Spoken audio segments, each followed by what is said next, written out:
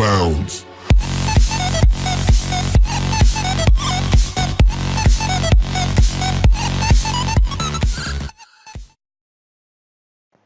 Para trabajar la lógica natural hay que tener varios conceptos claros. Lo primero es que siempre que aparezca una suposición se debe decir que es una premisa.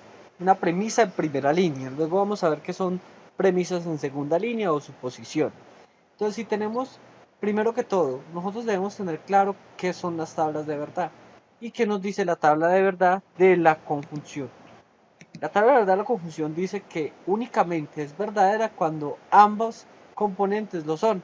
En este caso tendríamos que P y Q, como lo estamos observando, entonces yo puedo deducir P por eliminación de la I, o también podría suponer Q por exactamente la misma regla, la eliminación de la I. Y a eso se llamaría una segunda premisa, que también es una suposición, pero es derivada directamente. Por lo tanto, podríamos decir que es la conclusión. Eso con la eliminación de la I. Otra reglita más, que tiene que ver con la implicación, esta es supremamente importante. La que estamos observando ahí se llama el modus ponens. Quiere decir que si yo tengo una implicación y además tengo la información de esa misma implicación, puedo deducir el consecuente. Recordemos que la primera parte se llama antecedente y la segunda parte se llama consecuente. Vamos a hacer un primer ejemplo. Vamos a suponer que tenemos esta conclusión, derive C. ¿Cuáles son nuestras premisas o suposiciones? La primera premisa diría que A implica C y la segunda premisa diría que B y A. ¿Cómo derivar C de ahí?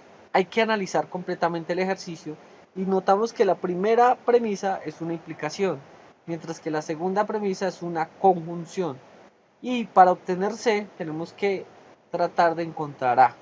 ¿Podremos encontrar A ahí? Obviamente sí, ubicándonos en la primera premisa que nos dice que B y A. Entonces de aquí lo que tendríamos que hacer sería una simplificación o una eliminación de la I de la segunda premisa, como estamos observando ahí. Y por último, de nuevo, ya teniendo A y teniendo esa implicación, pues utilizamos el modus ponens y él automáticamente nos da nuestra respuesta, nuestro primer ejercicio. En nuestro segundo problema tenemos que la conclusión es A o C. ¿Cuáles son las premisas? La primera premisa es que F y D implica A o C. La segunda premisa dice que D y A o B. Y la tercera suposición o premisa es que dice F y no E. ¿Cómo vamos a obtener A o C? Pues observamos de nuevo que la primera premisa es una implicación, por lo tanto necesitamos el antecedente para poder afirmar el consecuente a partir del modus ponens o eliminación de la implicación.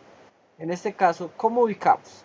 Pues nos vemos que en la tercera premisa aparece una F, entonces la vamos a eliminar la I en esa línea.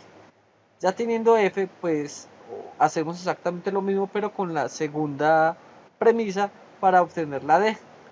Luego aquí utilizamos eliminación, que fue la primera regla que estuvimos observando. Entonces ahora lo que vamos a hacer es una inserción para poder obtener el antecedente, que es el que estamos buscando.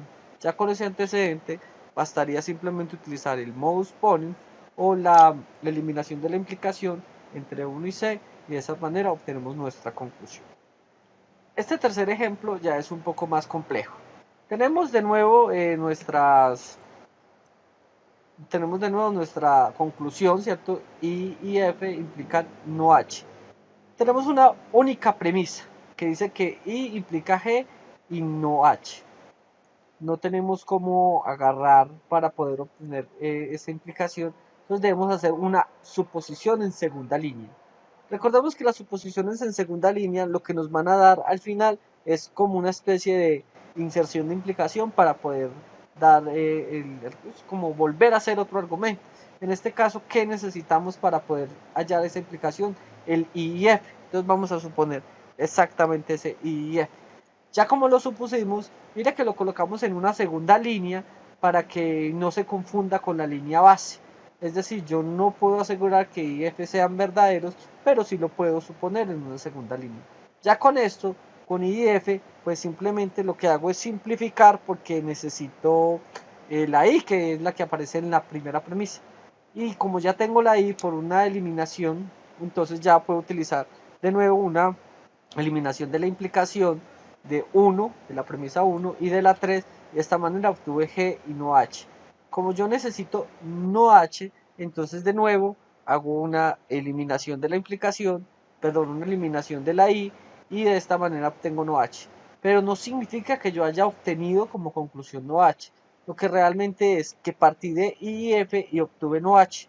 O sea que hago una inserción de implicación para poder obtener finalmente nuestra conclusión, que es que I y F implican no H. Si te ha gustado este video, no olvides darle me gusta, compartir y suscribirte a mi canal.